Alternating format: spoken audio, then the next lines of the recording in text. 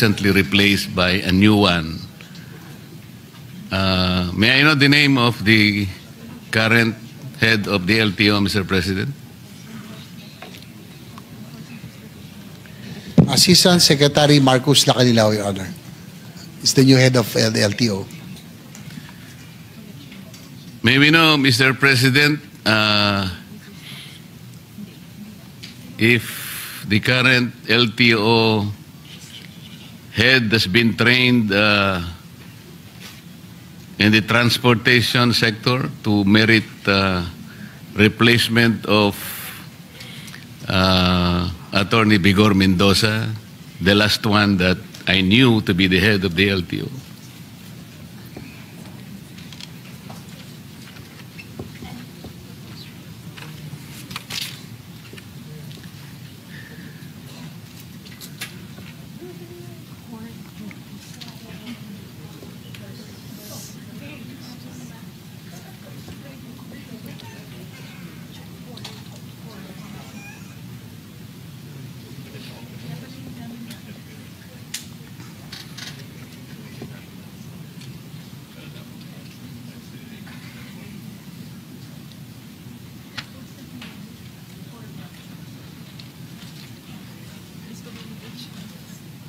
Your Honor, Mr. President, he is beside me right now. He said that he has been active in the motoring sector and at one time part of in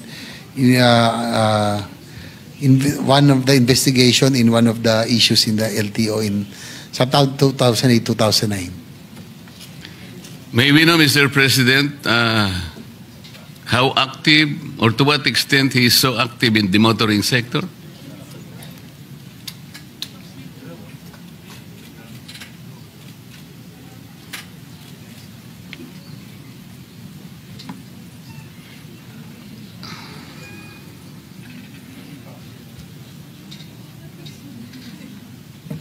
Your Honor, Mr. President, according to the LTO head, he was active in the motorsports before, car racing and motorcycle racing, Your Honor, Mr. President. Mr. President,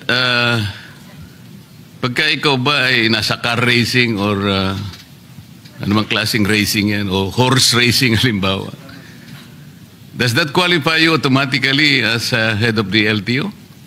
Alam po ninyo, Mr. President, doon lamang po sa mga core functions ng LTO, to name a few, issuance of licenses and permits, motor vehicle registration, enforcement of LTO laws, adjudication of traffic cases, collection of revenues for the government. Nandiyan pa yung napakarami po. Why do you think he merited to be the head of the LTO by being a car racer, Mr. President?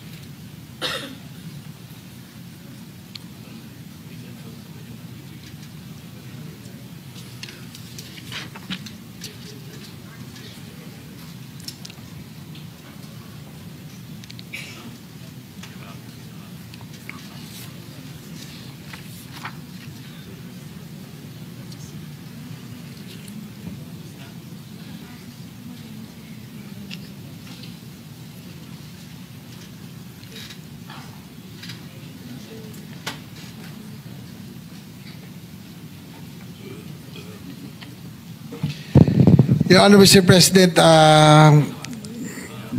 LTO head said that he was formerly an ASEC of the civil defense and also was involved in yung pong kanilang family was part of had a bus company, and his previous jobs, he said that he was active in he was really active in the motoring industry and also importation of cars. So more or less yun po yung kanyang knowledge po about itong mga vehicles and all, Mr. President. I can sense the difficulty, Mr. President, in trying to show some credentials to relate himself to the transportation sector. O dahil ba you own a bus company, for example? O nasama ka sa mga car enthusiast? O nakapanood ka ng pelikula about the vehicles? Kasi po ang pinag-uusapan natin, Mr. President, napakalaki po ng problema ng ating transportation industry. Hanggang ngayon po without belittling the efforts of the previous occupants of that office, Mr. President, hanggang ngayon po talaga, pagka po pinag-usapan ng EDSA lang po. Sasakit na po lahat ang ulo natin. Pagkatapos, ngayon po, meron na namang mag-e-head. Hindi ko nga po alam kung bakit tinanggal yung dati. Bakit po ba tinanggal yung dati, Mr. President?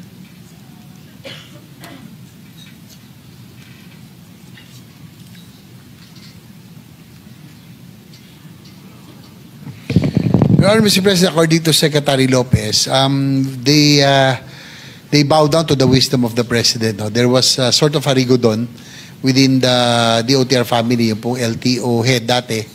Si Atty. Vigor Mendoza is now with LTFRB. Si current LTO Director Lacanilaw came from the Office of LT Cooperative Office of Transportation. Si Guadis napunta po sa Office of Transportation Cooperatives. Dati po si Director Lacanilaw po yung nanggaling doon. So, ay di ba? Si Director Lacanilaw, saan naman po galing? Ay, sorry. Ambassador pala siya ng transnational crime pala. Ito si Marcos Lacanilaw, Your Honor. The current head of LTO. So, it was the decision of the President, prerogative of the President, na nagkaroon po ng rigodon doon po sa DOTR attached agency, Your Honor. Mr. President, siguro po hindi na-advise na mabuti ang Presidente kasi kung galing pala siya sa transnational crimes, ano naman pong connection no sa transportation? Ang alam ko po, the present occupant of that office is Special Envoy for Transnational Crimes. Tama po yun? SETC. Tama po. Kayo po yata yung naghatid sa dating Pangulo nung siya po ay nasa Villamor Air Base. Kayong sumama para sa dalhin sa The Hague. Tama po? Tama po, Your Honor. O yun lamang po siguro yung transport-related activity na pwede nating isangkot sa inyo. Other than that, wala. At ang mahirap pa po, Mr. President, hindi naman kotse ang ginamit mo, aeroplano ang ginamit mo, so hindi ka rin dapat sana ron . Kung tricycle ang ginamit mo para dalhin mo si dating Pangulong Duterte sa The Hague, mula nung March hanggang ngayon, baka hindi ka pa nakarating. Sa layo nun. So wala din . Mr. President, ako po nangangamba lang sapagkat napakalaki ng problema ng transport sector natin. Licensing na licensing lang. Yung pag-i-issue lang ng plate ng mga sasakyan. Registration. Enforcement ng ating LTO laws. Paano niyo po i-undertake ang napakarami pong sagutin na ito? Wala naman po kayong training. Ano po ba yung academic discipline ng ating bagong ASEC ng LTO, Mr. President?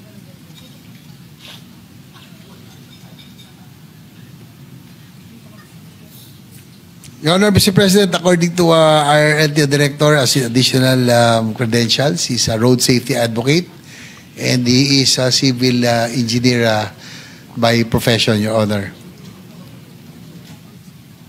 Ano po? Civil engineer po. Ang dami pong civil engineer sa Pilipinas. Nang dahil po ba safety engineer kayo, ang gusto ko po sanang malaman, ano po ba yung mga naging katangian ninyo, ang training ninyo, ang mga credentials ninyo dahil hindi po biro-biro ang opisinang pinasok ninyo? Nang dahil lamang po sa rigudon, gano'n lamang po. I don't think the President was advised very well. Marami naman po siyang pwedeng ilagay eh. Bakit po kayo nagaling sa Set C? Kaya ang nilagay. O sige, nirigudon sana kayo. Baka kayo na po siguro ang naging executive director ng PCTC. Kasi, kung hindi ako nagkakamali, yun ang Philippine Center for Transnational Crimes. Parang magkalapit. Pero para dalhin po kayo sa LTO, masyadong malayo po yun eh. Is my observation valid, Mr. President? Your Honor, Mr. President, according to Secretary Lopez, we just defer to the wisdom of the appointing authority, Your Honor. So, hindi rin naman daw nila, they were also caught by surprise daw nung nagkaroon po ng rigudon. So, they just have to follow orders, Your Honor, Mr. President. I will not question the wisdom of the appointing authority, Mr. President. I never will. Only the President can appoint anybody, nobody else. Ang problema lang, baka hindi siya in-advise ang mabuti. Kasi kung halimbawa, dadaan niya sa Commission on Appointments, siguradong hindi siya papasa, Mr. President. Because meritocracy, I think, is fundamental. That is the only way wherein the checks and balances of the legislature will come in.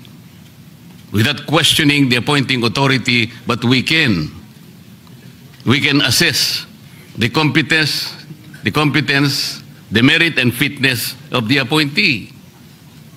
Now we're talking about the budget, Mr. President. We're going to entrust to the head of the LTO the budget that they required to execute the programs for 2026. The concern is, kung wala naman po kayong training sa gagawin ninyo,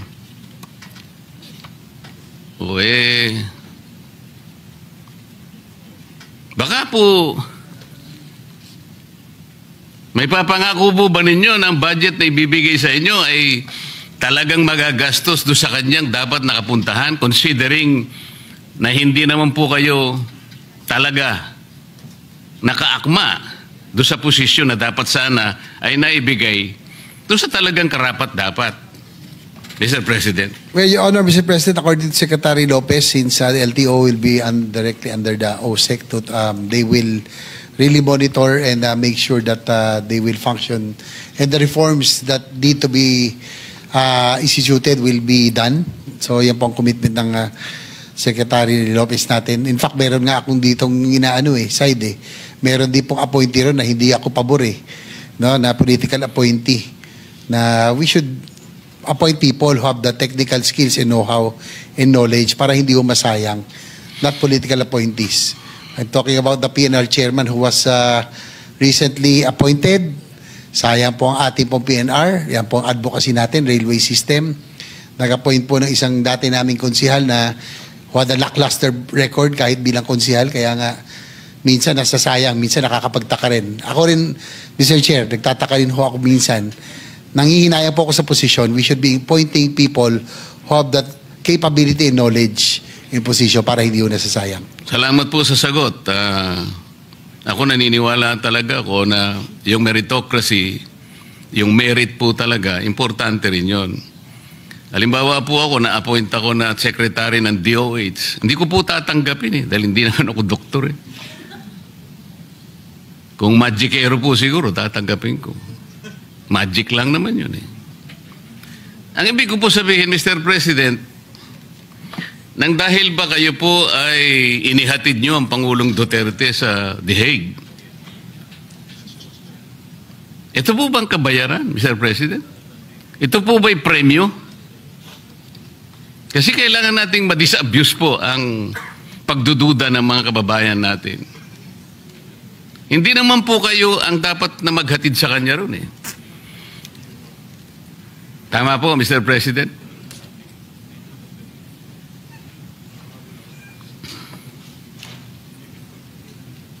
Your Honor, sabi po ni Asik Lacanilaw, siya nga po, he confirms that he was one of those on the plane with the former president. Opo, wala namang pagdududa doon, and there's no debate in that. Ang tinatanong po, kayo po bang authorized na dapat sumama na maghatid sa hindi tamang pagkakahatid sa dating Pangulo? Under what authority did you accompany the former president to The Hague, Netherlands? According to Asik kanina lao, being with the OSCE, they are on top of the Interpol po. Kaya po sila po kasama. Kaya what po do you mean kasama. they are on top of the Interpol, Mr. President?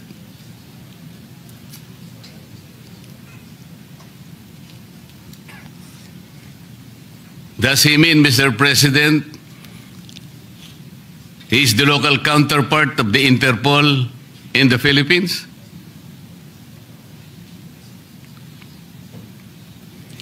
PCTC. Yung pong PCTC daw po is that's Interpol NCB Manila. Yun nga po. Yan po. The PCTC is the Philippine Center for Transnational Crimes. Opo. Kaya hindi po totoo na sinasabi niya na he is on top of transnational crimes. Kayo po ay special envoy, but the local counterpart of the Interpol is the PCTC. It should have been the executive director of the PCTC who should have accompanied the former president, even if we assume that that was regular.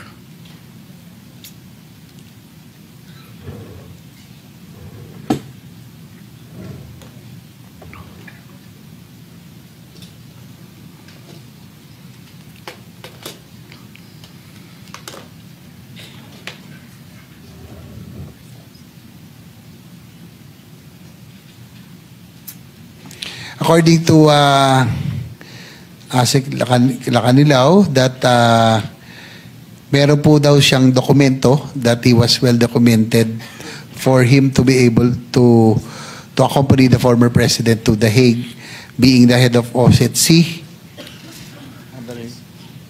PCTC is the operational arm. So, Tapos yung PCTC po is the operational arm under OSCE, Your Honor, Mr. President. So yun po yung kanyang personality or credentials for being the former president. Can you give us a copy of that document, Mr. President? According to Asik Lacanilaw, it's with the Office of the President, Your Honor. Ano po? Nasa OP daw, sa Office of the President. Or the Office of the Executive Secretary. Can you get about that copy? He will try to request for a copy, Your Honor. What does the document say, Mr. President?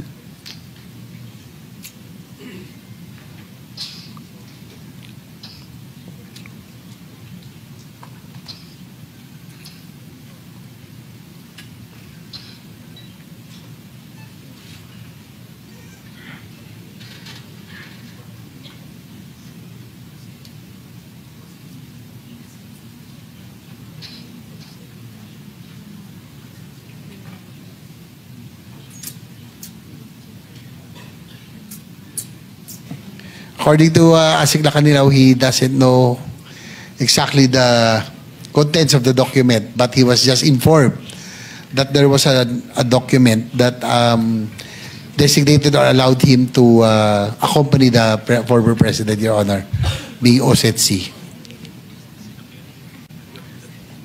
Why do you think, Mr. President, I should believe that statement? He referred to a document which content he doesn't know. Ang alam niya lang niya, pinasasama sa kanya, Pangulong Duterte. What kind of reasoning is that, Mr. President?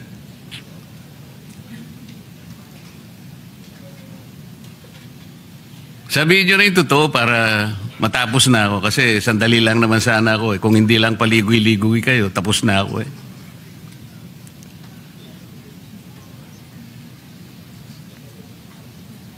Well, according to him, it was in the nung nagkaroon daw ng investigation dito regarding that, according to Secretary Remulla of the LG, that yun lang po na sinasabi that he was well documented when he accompanied the former President, Your Honor. Sinabi mo na naman si Secretary Remulla eh. Puro kwentong kutsero naman ang... Ganito na lang. Kung sakasakali, Mr. President, kung sakasakali lang naman, ano,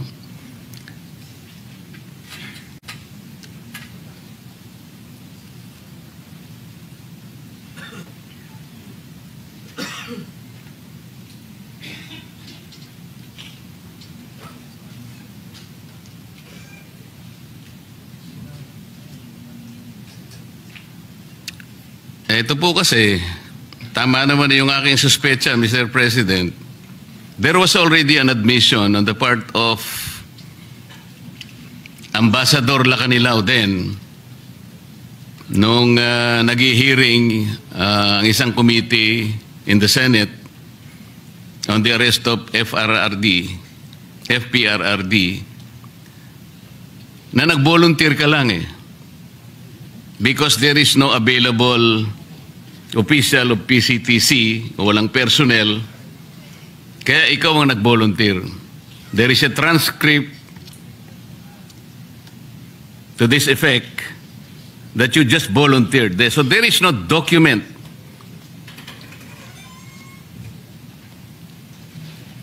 So, which is very, very clear, Mr. President, that he himself volunteered due to the unavailability of personnel from PCTC. So he arrogated upon himself something that was not lawfully delegated to him. Sa mga kapatid, talagang parang bayad lang. Parang papremyo lang sa kanya ito. Kaya pala hindi niya maipaliwanag kung bakit siya. Alam mo, Mr. President, ganito po yan eh. Lahat po ng notice ng isang korte, lahat ng sabpina o anumang klase ang ipatupad ng korte, yung sheriff po ang nagdadala. Kumbaga, yung PCTC dapat ang nagdala sa Pangulong Duterte. Pero kayo po nag-volunteer. Tama po. Ito Yes, po Your ang Honor, transcript. Yes, Your Honor, Mr. President, inaamin po ni Secretary Lilaw na siya po ay nag-volunteer. Oh, nag-volunteer. So wala na yung dokumento, ha? Wala na yung dokumento, eh. Hindi mo nga maipaliwanag kung ano yung content ng document. Eh, kwento lang yun. Kwentong kutsero lang. Yes?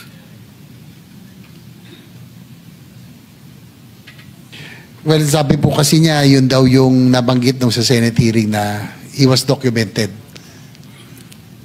You were documented as what? Kanina dokumento yung sinasabi mo, ngayon ikaw na ang dokumento. Ano ba yun? Nung siya po ay nagboluntaryo, kinakailangan daw mabigyan ng dokumento bago po, para po siya po ay makaalis. At So okay, the document says that you volunteered. Kasi nasa transcript talaga ng Senate, ano eh. Yes, Your Honor. He confirms. So the last question now, since you volunteered to accompany the former president to The Hague, kahit na irregular, illegal lahat ang mga proseso, will you also volunteer kung sakasakali na babalik na ang dating Pangulo na ikaw rin ang mag-uwi sa kanya? He says that if there is an order for him to do so, he will volunteer to bring Paano him back. magiging voluntary yung kung ordering ka pa? Kaya nag-volunteer ka kanina. Mario Joseph naman na usapan ito. Kung may order daw, siya po isusunod, Your Honor. Hindi na voluntary yun. In-orderan ka na. Mandate na yun eh. Salamat po, Mr. President. Pasensya na po at tumaba lang ng konti. Maraming salamat po, Mr. Sponsor.